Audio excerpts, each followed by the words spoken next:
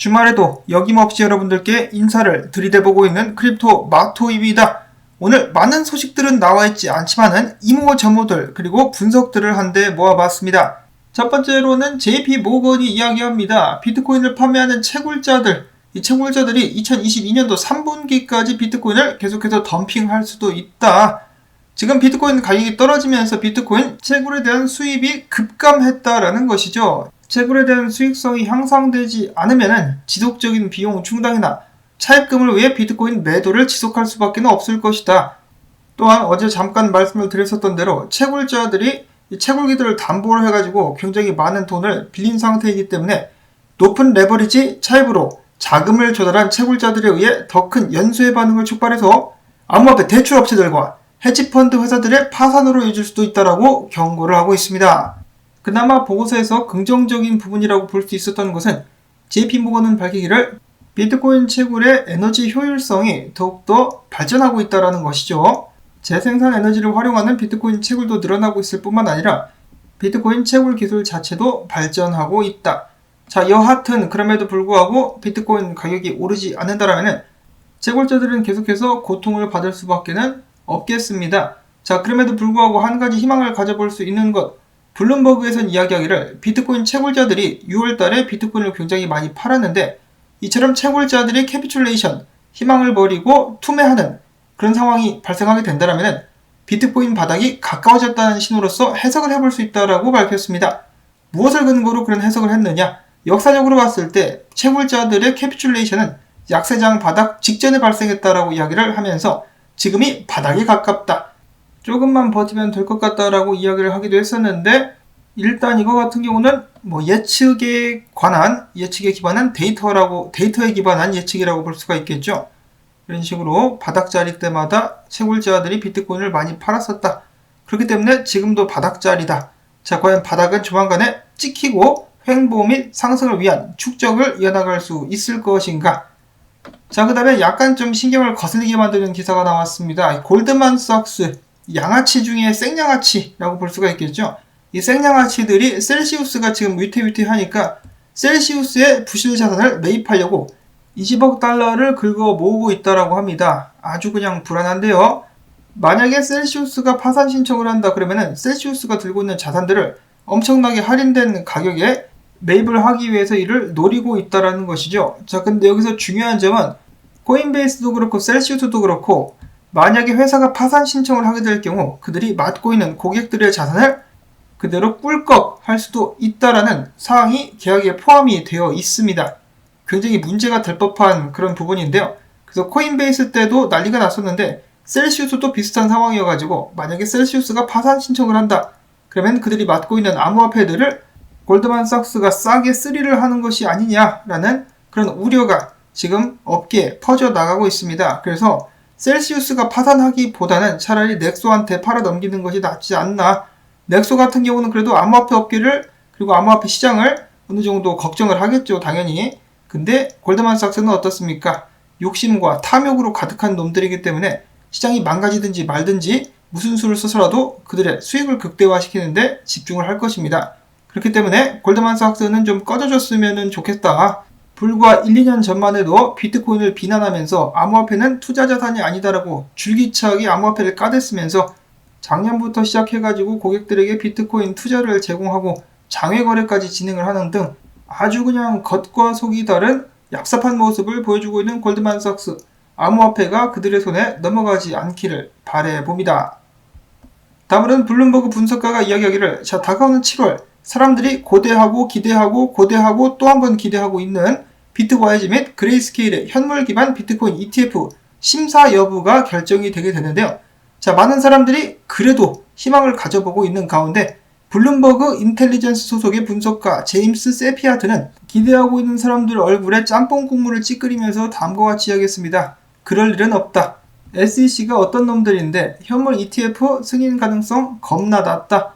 현물 암호화폐 거래소가 SEC 혹은 CFTC 관할권 범위 안에 들어오기까지는 SEC는 현물 비트코인 ETF를 승인하지 않을 것이다. 한마디로 거래소들이 고개를 팍 숙이고 SEC 혹은 CFTC 앞에 무릎을 꿇고 충성을 맹세하지 않는 한 현물 ETF는 없다 라고 예측을 하고 있는 것이죠. 야, 정말 이 더럽고 치사한 놈들, 이거 뭐 권력 남용이 아니고 무엇인가 라는 생각이 듭니다. 투자자 보호한다라면서 어디서 숏 ETF는 승인은 하고, 나쁜 놈들. 자, 다음으로는 비트코인 가격이 떨어지고 채굴자들도 던지고 있음에도 불구하고 비트코인 한 개를 보유한 주소 숫자가 무려 87만여 개에 이른다라고 합니다. 때는 이때다. 비트코인 매집 가즈아. 자, 근데 단기 분석 같은 경우는 그닥 전망이 좋지 않다라고 하는데요. 일단 2만 달러 위에서 건강한지는 모르겠는데 잘 버텨주고 있는 비트코인 FTX에서 고래 한 마리가 매도벽을 쳐놓고 기다리고 있는데 21,250달러에 907개의 비트코인 매도를 걸어놓고 자빠져 있었다라고 합니다. 이 나쁜 놈. 자, 비트코인 같은 경우는 상승형 수익이 하락으로 떨어지게 될 가능성이 63%가 된다라는 상승형 수익에서 패턴이 진행되고 있으며 최근 저항에 막혀가지고 흔들리고 있는 모습이 목격이 되었습니다. 저항에 막혀가지고 떨어지려고 하고 있는데 어디까지 떨어질 것인가? 어떤 분석가들은 일단 19,000달러까지를 예측하는 분석가들이 있었고 이 양반 같은 경우는 좀 더 크게 떨어져가지고 쌍바닥을 찍으러 간다라는 의견을 공유를 하고 있었습니다. 쌍바닥 찍고 상승 가면 좋겠는데 여기서 한마디 덧붙이기를 만약에 17,000달러 선이 무너진다 그러면은 10,000달러까지도 흔들리게 될 수 있다라고 이야기를 했어요. 10,000달러 선까지 밀릴 수 있다. 그러려면은 미국 증시도 동반 하락을 해야 될 텐데 자, 과연 어떻게 될 것인지. 다음으로는 체즈라는 분석가 역시 지금 현재 비트코인의 모습이 딱 좋아 보이지는 않는다. 딱 이 모양새, 꼬라지를 보아하니 모양새가 베어 플래그처럼 보인다. 그래서 지속적인 하락이 나오지 않겠느냐라고 이야기를 했는데 피터 브렌트가 여기에 맞장구를 치면서 올소, 그 말이 맞소이다 라고 하면서 지금 이 반등 같은 경우는 데드캣에 불과하다. 하락세는 굉장히 강력한 상황이다 라고 이야기를 했습니다. 추가적인 하락을 예측을 하고 있다는 것이겠죠. 피터 브렌트. 다음으로는 그럼에도 불구하고 역사적으로 봤을 때 이 봐라 지금이 매수 구간 아니겠느냐.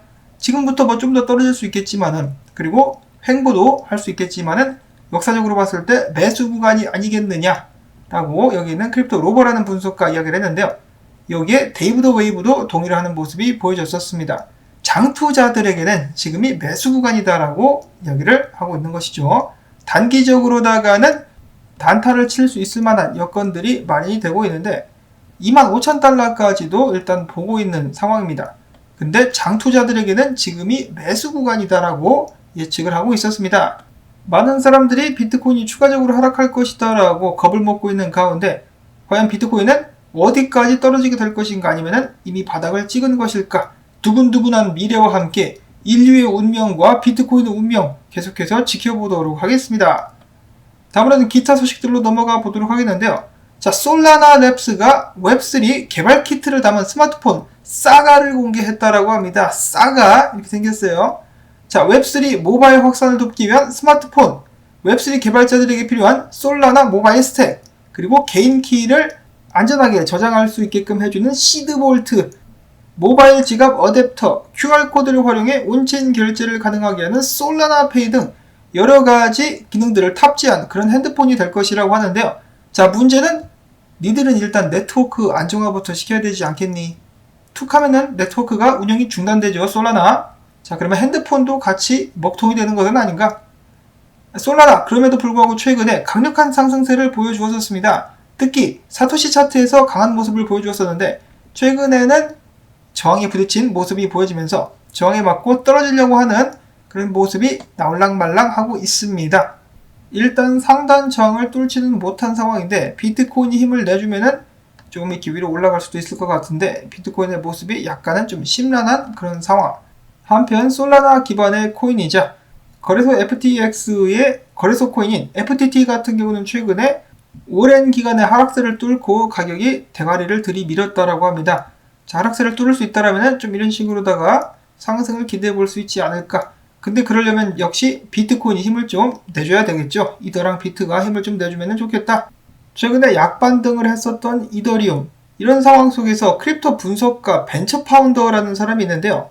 이 양반은 최근에 트위터를 통해서 밝히기를 이더리움 2.0 통합이 여전히 8월에 계획이 되어 있다.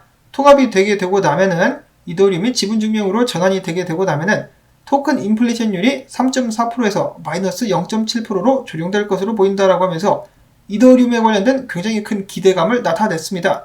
자, 근데 본인이 개발자가 아니죠. 개발자인 팀 베이커 같은 경우는 정확한 이더리움 2.0 출시 및 1.0과 2.0 통합 날짜가 아직까지는 나오지 않은 상황이다라고 이야기를 했었는데 8월 달에 일단 이 계획이 되어 있다라고 철석같이 믿고 있어요. 그러다가 뒤통수 크게 맞는 수가 있는데 그럼에도 불구하고 이 사람의 예측 및 그리고 이 계획이 맞았으면 좋겠습니다. 8월 달에 이더리움 2.0 한번 가보자. 자, 일단 이더리움 가격 차트를 보시면은 최근에 저항받고 떨어지고 있는 모습 마찬가지로 보여지고 있는데요. 이 자리에서 잘 버텨줄 수 없다라면은 900달러 선까지 밀리게 될 수 있다라고 한 분석가는 이야기를 하기도 했었습니다. 근데 뭐 여러분들도 다 아시다시피 비트코인 따라가게 되겠죠. 비트코인이 떨어지게 된다라면은 이더리움도 같이 하락하게 되지 않을까. 만약에 비트코인이 쌍바닥을 찍는다 그러면 이더리움도 쌍바닥 찍으로 내려가게 되겠죠. 그래 안 그래 비탈릭 대답 좀 해봐 라고 물어보고 싶은데요. 비탈릭 부테린의 어렸을 적 사진이라고 합니다. 비탈릭 부테린의 아버지 그리고 비탈릭 부테린 컴퓨터를 보면서 아버지가 열심히 게임하시는 모습을 지켜보고 있는 것이 아닌가. 그래서 그거 그렇게 하는 거 아닌데 라고 이야기를 할 것만 같은 그런 사진입니다. 자, 이더리움 2.0 하루빨리 출시가 될 수 있기를 바라보고요.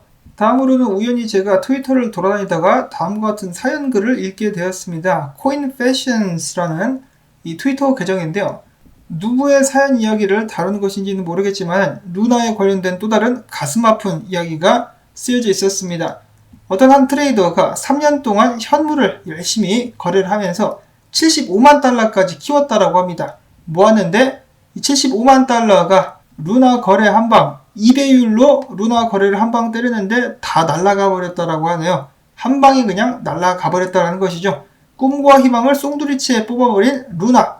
자, 물론 해당 사연이 진짜인지 아닌지는 모르죠. 근데 진짜일 거라고 왠지 생각이 됩니다. 실질적으로다가 루나 때문에 이 수많은 자산들을 날려버린 사람들이 굉장히 많죠. 부디 루나 때문에 피해를 보신 분들께서 언젠가는 꼭 복구하실 수 있기를 혹은 복수하실 수 있기를 바라봅니다. 그리고 해당 이야기를 통해서 얻을 수 있는 교훈들, 절대로 자신을 과신하지 말고 몰빵도 치지 마라. 안전한 것이 최고다. 이 말씀을 끝으로 오늘 영상 여기서 인사를 드리도록 하겠습니다. 부디 도움되셨다면 토마토밭 도와주기 주말인데도 수고했다는 의미에서 광고 한 편만이라도 마지막까지 재생 및 여러분들의 건강을 위해서 스트레칭 해주기 그리고 좋아요 눌러주기 부탁을 드리면서 저는 다음에 새로운 소식 가지고 인사를 드리도록 하겠습니다. 안녕히 계십시오.